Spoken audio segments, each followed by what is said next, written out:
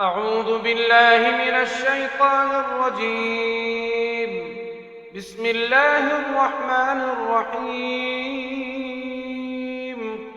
تبارك الذي بيده الملك وهو على كل شيء قدير، الذي خلق الموت والحياة ليبلوكم أيكم أحسن عملا وهو العزيز الغفور، الذي خلق 7 سماوات طباقا ما ترى في خلق الرحمن من تفاوت فارجع البصر هل ترى من فطور ثم ارجع البصر كرتين ينقلب إليك البصر خاسئا وهو حسير.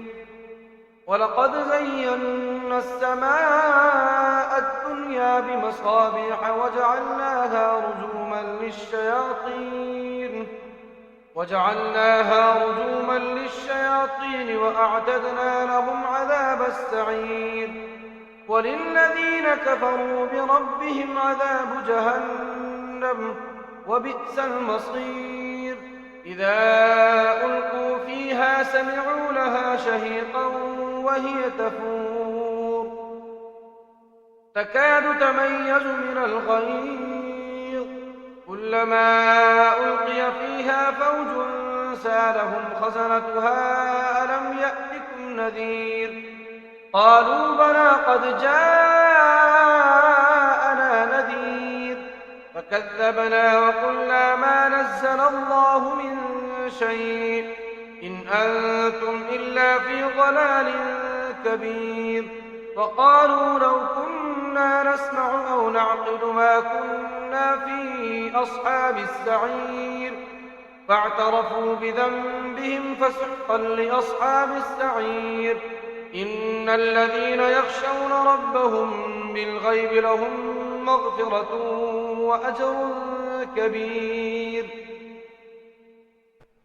وأسروا قولكم أو اجهروا به إنه عليم بذات الصدور. ألا يعلم من خلق وهو اللطيف الخبير. هو الذي جعل لكم الأرض ذلولا فامشوا في مناكبها وكلوا من رزقه وإليه النشور. أأمنتم من في السماء أن يخسف بكم الأرض فإذا هي تمور أم أمنتم من في السماء أن يرسل عليكم حاصبا فستعلمون كيف نذير. ولقد كذب الذين من قبلهم فكيف كان نكير.